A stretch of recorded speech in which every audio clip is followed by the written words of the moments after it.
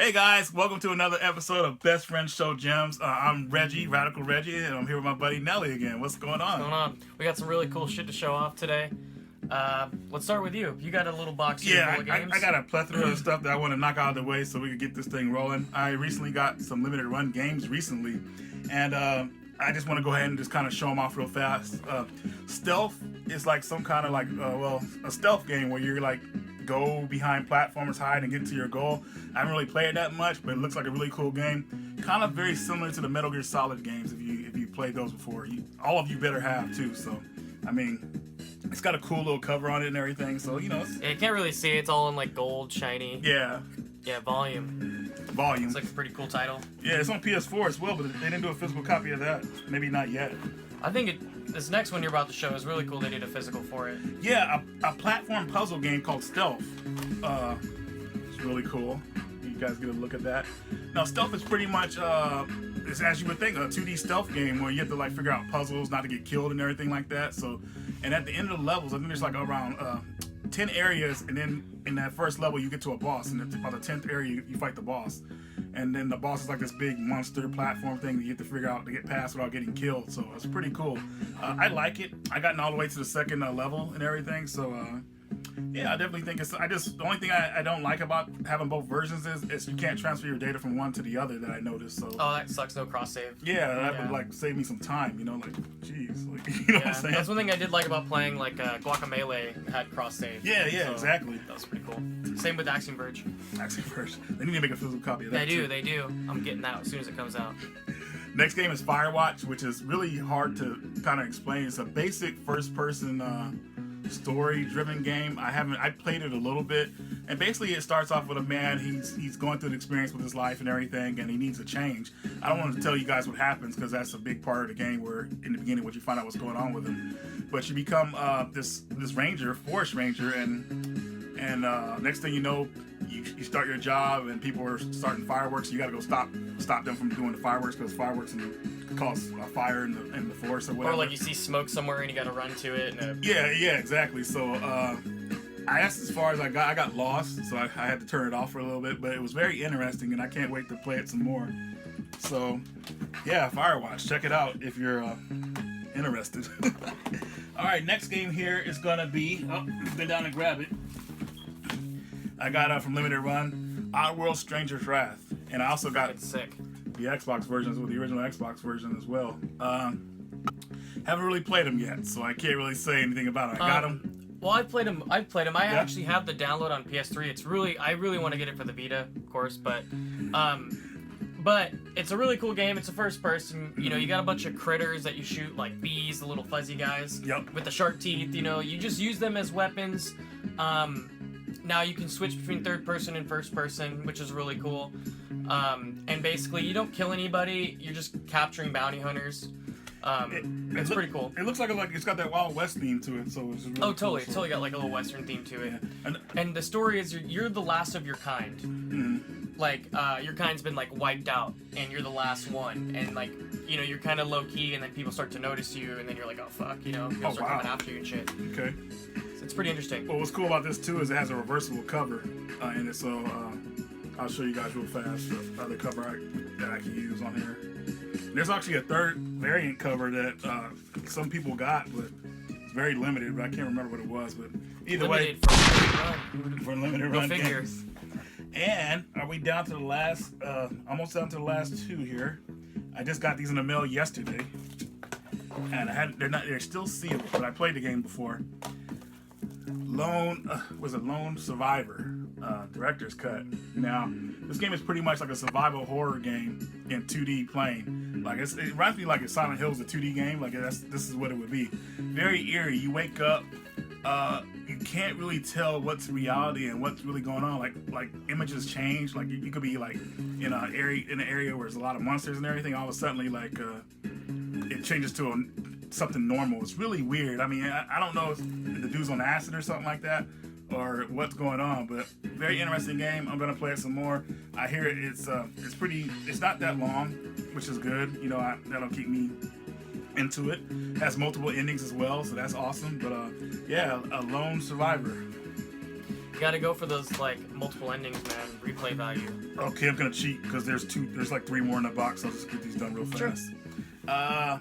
May Labyrinth of Death, Vita game. I got this game because it was on sale on Amazon. I don't know why. It was an impulse buy. It was cheap. It had robots in it, and the girls, get into robots, and I thought that was kind of cool. So I went ahead and picked it up. It also has a reversible cover. So it's a traditional dungeon crawler RPG-ish type game. So that's the alternate cover. Oh, this is the main cover. This is the alternate cover. But whatever, you guys probably can't really see it, but just that you know that it's PSTV compatible, which is cool. Yeah, you can play on the TV, so that's pretty awesome. And then last 2 in this box here before we get to you, Nick. I think I showed these already in another video, did I? You might have, but screw it. Who cares? All right. Go rage in the comments if you're that mad about it. Yeah. Tiny Toons, Scary Dreams. I got that finally, and I got Magical Quest 3 starring Mickey and Donald Duck, which I used to have the complete box for it, but I sold it like an idiot years ago. So there's that. Well, sorry, one more thing. I got this cool limited run box. This is what they send their packages in now. It's kind of scary though because people see limited run on it. They might want to say, "Hey, let me see what's in there." So yeah, just be careful. So this is something I kind of showed, a couple episodes ago, and we talked about it, but we talked about it because I didn't have it with me, so I finally brought it with me this time, and that's the Pelican Retro Advanced Controller for the GameCube. And now there's barely information on it. Barely. I was saying this guy before when I posted about it, he was saying that he's only seen one, and it sold for like $70 to $80, and basically it's a knockoff of the Hori one. Yeah. But it's the back. It is an awesome controller, to be honest with you. It's really feels awesome. great. I mean, honestly, I'm not a big fan of Pelican back in the day. I mean, I had some problems with their products, but they made these and nobody really knew about them. And then I think what happened was they ended up destroying a lot of them because it's rare to find them out there. Yeah. And I found this at this local store for like $15, and I just happened to see it on the counter. But I looked online, I've looked everywhere, I have not seen one. So if you see one, pick it up. You want to trade for it? No. All right. So the next game here, Monster Tale. Reason I picked this up was because it was a Metroid Vania type game. Which is I don't really know about too many of them. Oh, my bad. There you go. Check it out. So it's another hidden gem on the DS system. Very cool. So the top screen is basically what you control and everything, your character and everything. The bottom screen, from what I hear, is your monster is down there, and you have to kind of like power him up so he's able to fight or defend himself. Now, I haven't played all the way to getting the monster yet, but I just watched some videos and listened to a couple of reviews, and check that out. So. Yeah, I mean, I'm going to get to it eventually, but just have it added to the collection. So, very interesting game. Starting to rise in price. So, if you're interested, pick it up now. Let's see. So my roommate for Christmas, he knew I've been wanting this for a while, and another video I showed a port of it. I finally got myself a copy. Metroid for the NES.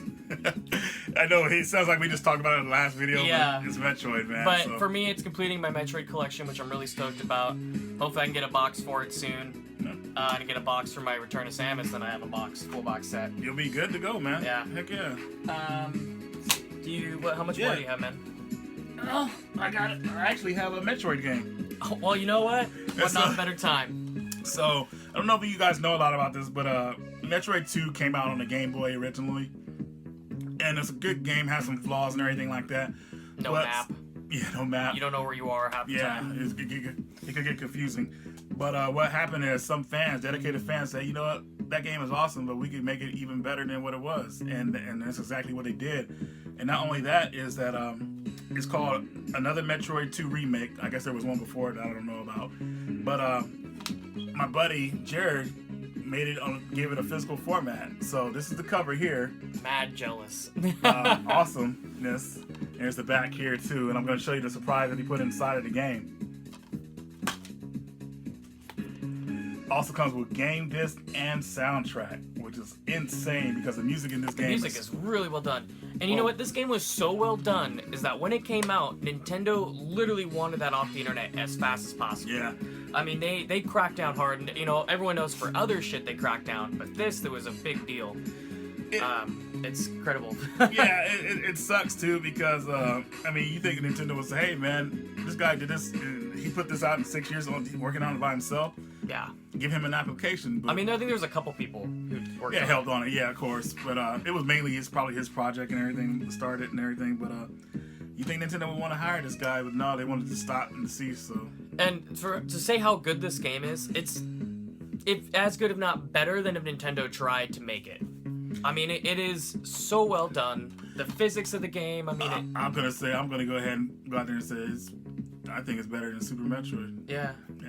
I mean, it's that's well throwing it out done. there. You know, we could be looking at the best Metroid game ever right here. So I'm surprised Nintendo is not being like, hey, like, come make another one or whatever. Yeah, you know? they're stuck in their the old tradition. So yeah, and then they're putting out shit like Other M, like, or that Metroid League game or whatever that crap is. yeah, garbage.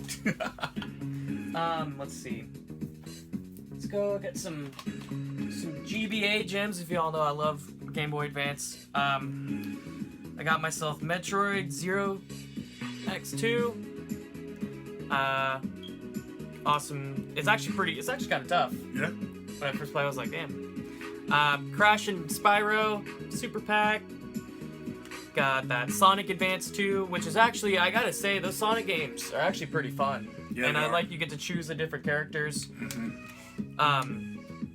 See, I got Golden Sun. Oh, Golden Sun, wow, yeah. That's a good And one. I think that's it for the GBA. Oh, and I want to give a shout out to a friend, Ryan Strong. He actually was chilling over his house. We were having a little get together, and he actually gave me a Game Boy Advance. I have an SP. You know, I have Game Boy Player for the GameCube and stuff, but I haven't had one of these in a long time, and he just had to have a couple, and he was just like, hey, you want one? Yeah, dude, that's awesome because that's actually better for the hands when you play the Game Boy Advance. I actually like how it feels more than SP. Jason did a video actually on a guy who mods these, and I think that's what I'm going to do with this one.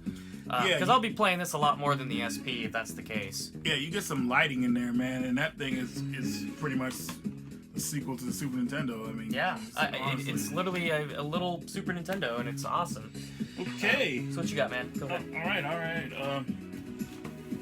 Guys know I love my platform games, and I recently picked up the new Shante releases. Only the Vita and the PS4 release. I don't have a Wii U, so I didn't need to get that one. This is the fourth game in the series, and it is very well done. I mean, it's a lot of fun. The Shante series, I would say, is pretty much what the platform should be like. I mean, lots of fun, good music, boss battles, all that good stuff that will kind of pull you into it. It even has a theme song in the beginning, which is kind of cool for a platform. They gave her a little theme song. Well, I guess you could say to see where it came when it first came out on the Game Boy Color. Yeah. To see where it went and how far it went, I mean, it's actually really cool. And you know, it's luckily. I mean, luckily, people found out how good it was because it didn't sell well at all, and that could. It didn't. Which made it rare. Which, of course, why made it rare. Which some people like. I hate when stuff becomes rare because nobody barely has a chance to play it. But happy to have Shante in the series. Nick, what else you got, man? Yeah. So really cool. Before Christmas, I happened to walk into a Cash America, and I've been wanting one of these for a while, and I happened to find it for a really good price. I got myself a Sega Nomad. Yeah. And it comes with a little battery pack, not rechargeable, which would be preferred, but still awesome. It's in decent condition. Are you gonna replace the screen? I want to do that because I plan on keeping it. You know, it's not something. You know, I don't really care about keeping it completely original. I would like to have the new screen because it is a little blurry, and some games are a little harder to play. And while we're at that, I'll show some Sega Genesis games that I actually picked up recently as well. And got myself Castle of Illusion, which I heard is a really good platformer. I haven't really played it. I've seen gameplay footage of it. 2 thumbs up, man. That game is fun. Looks good. And then a classic, we all know, Streets of Rage. Now I have 2, and I have a hack of 3 and a hack of the Simpsons edition on 2 as well. But I played the first one like a 6-pack, you know, Genesis cart. So, in the comments, what's your favorite Streets of Rage and why? List it. Mine is Streets of Rage Remake, unofficial game. That is by far my favorite. The game is badass. But as far as the originals go, Part 2. Part 2 for sure. But that remake is so sick. Yeah. I gotta get that, and they actually made an Xbox version to put on your original Xbox. You got it modded. We need to get really that cool. then because we should do a gameplay video of that us playing that. You're, that game is. You're damn right, we'll do that. Yeah, dude. exactly, dude. I can't wait. Woo. I'll say what I have to say about that game in a review or the gameplay for this recap. Yeah. What's that game? And then I got a Thunder Force 2. Now I used to have Lightning Force 2, I believe. Now this one, it's like what? You're just kind of flying and you can go in any direction. In the first couple levels, and the next level turns into like a vertical shooter or it changed. I can't remember, but yeah. But finally getting to be able to play it, it's really cool. I've played Lightning Force 2. I haven't played Thunder Force 3. Now I don't know if that game is similar to this one. I don't know. Yeah, well, this one would be considered the hybrid because it has horizontal levels and vertical levels as well. So part 3 just has the vertical levels. Okay. Vertical is just the side-scrolling levels, right? That's vertical, right? No, or that's horizontal. No, vertical's up and down, horizontal. Oh, that's what I meant to say. Horizontal, people. I'm sorry. I don't get anybody confused with horizontal levels. Those are the kind of levels I really like. So let's see, how much more you got, man? Oh, okay. Let's go move on. Well, all I have, bro, is I have 3 more. So, how many more do you have? Let's see, I have... Jesus. I got 5 more. Shit. Oh, wait, no, I have 6 more. Damn, man, you made me run out of all of mine. I have nothing left. Well, damn, I actually have more stuff than you. Oh, no, I know. Oh, I forgot. I got these. These snuck up on us. Oh, alright. So I knocked these. Damn. No. I'll go ahead and knock these out real fast. So I got a Vectrex, and some fans wanted me to do a review on some homebrew Vectrex games that are coming out. So they haven't sent me all of them yet, but these are the ones I got. Here's Thrust, and Thrust is basically like some kind of game where you're like a spaceship trying to like thrust into the air and stay afloat without getting shot down or crashing. Pretty cool. Pretty unique. Vectrex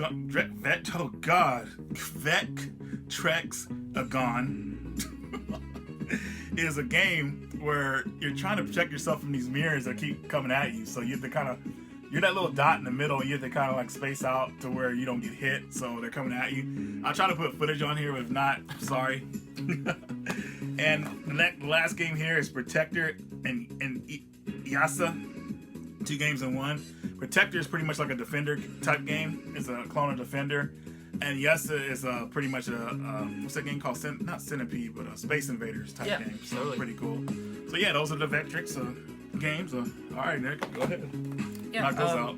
So I actually found this at some weird pawn shop, and I've Love heard that of game. it. And it's a lot of people have a lot of hate for it. But hey, I got it for $2. I don't care. Resident Evil Survivor, and I know from what I know that the gunplay was taken out, so there's no. Yeah, because back in 1999, gun. the Columbine shootings happened, and this was before this game was released, and Capcom got scared, thinking that there could be some kind of backlash of the game for the game, so they took the gun function out of it, which I still think it's fine, but still I would rather have it been in there. The game's a lot of fun. It's pretty much an arcadey Resident Evil type game. Like if you want to play Resident Evil real fast and you don't have a lot of time to get into the series, just play that real fast. You know, it's fun. A lot of people downgrade it because it's first person view. Right. It's a lot of fun, man. It's corny story, great voice acting. It has a little mystery to it in the beginning. You wake up, you have no memory. It's outstanding. I love it. And you play you'll love it too. You play as Hunk, right? You play as a new guy named Ark Thompson. Okay. Yeah. It's all his fault. Or that's what he says. It's all his fault. That's what he says.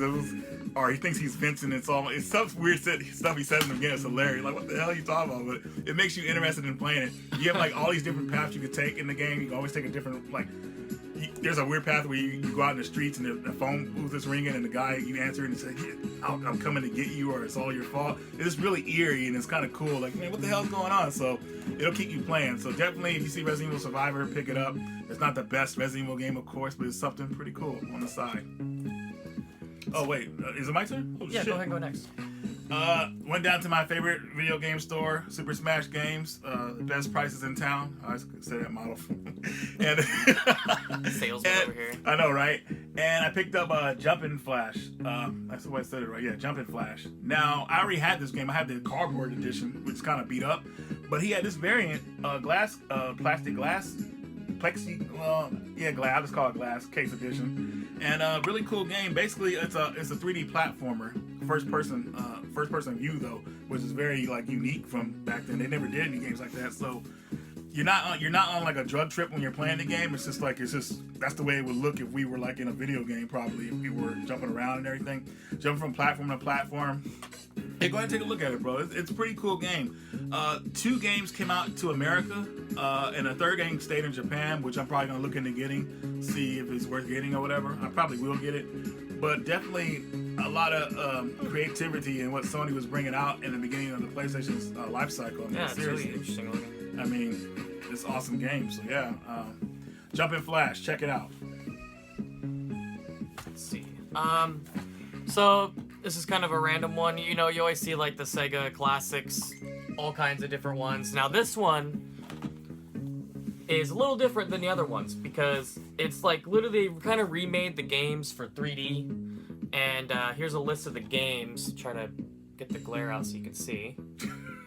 Now, personally, the favorite ones I like to play are Space Harrier, Outrun, and Fantasy Zone. Bonanza Brothers is in there. Oh, yeah, shit. Bonanza Brothers, Alien Syndrome, Golden Axe. The Golden Axe doesn't play very well. I'd rather just play the old ones.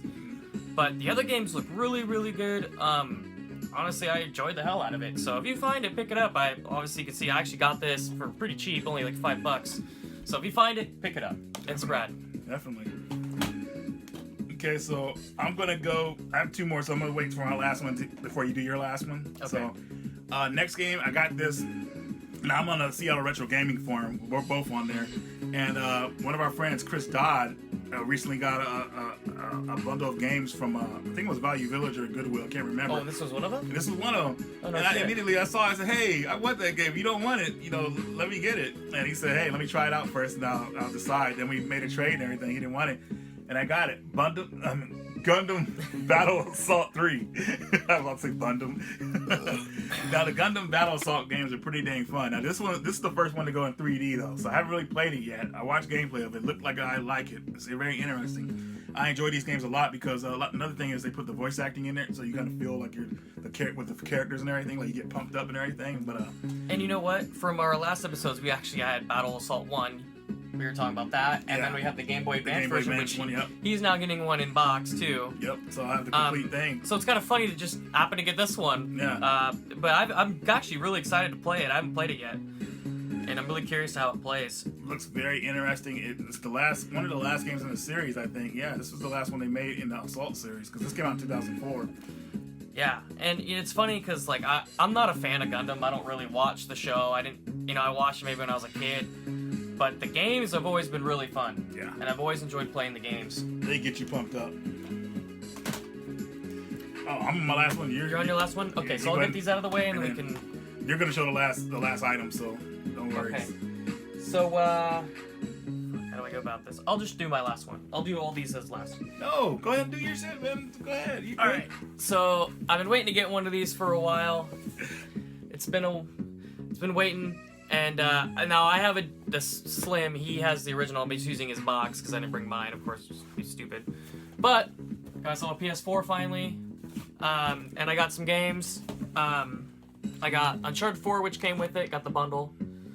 Picked myself up GTA 5. Even though I've beaten this game many, many times on the PS3, it's still awesome. The first-person mode and just the graphics alone. It's just yes, it's the same game, but damn, what an improvement. You go on a first-person view mode on that game, though, in that version, so that's pretty awesome. Oh, it definitely makes the experience a little different, which is cool. And then this game really fucking sucks. Killzone Shadowfall. I enjoyed Killzone 3, I enjoyed Killzone 1, and I was kind of stoked to play this, and I realized why it was only $10, because it fucking blows. Yeah, it was just blew it. It's just a showcase piece for the system. So I guess I'm the last one then. Yeah, I thought you were it's a heavy hitter. Yeah. Hope you're ready. Recently, my buddy Jared, Mr. Wizards Reproductions, made a game for me, Splatterhouse Part 2 and 3 on one cart. But not only that is, a lot of people don't know this, he made a custom cart for it, which has the blood dripping out of it and everything, which is really cool. Pretty bitchin'. So the thing is, you play part 2 and 3. Now with part 2 is remodeled to look like part 1 in this hacked version of it. The graphics have changed, the monsters are given more detail, and all that good stuff. I noticed that actually. And, really, yeah. And if it shows here, if you can see, to switch between 2 to 3 is when you put in your Genesis, you gotta press reset. You gotta push the reset button, that's how you switch between them. Very cool to have this. I mean, I'm very stoked to have it. It's like he put so much effort into his projects and everything. It's really impressive. I'm just really happy to have that in the collection. Actually, speaking of that, if he's willing to make more, I would love to get one of these for myself. Yeah? Yeah. $60. Done. All right. That's not bad at all. I know, right? I mean, I love the cart. I love the look of it. I love Splatterhouse series. I mean, can't go wrong with it. You definitely can't. So, guys, it's been great having you again. This is gonna do it for this episode of Best Friends Show Gems. We will see you guys the next time we get some more gems up in here. Yeah. See you next time. Take care.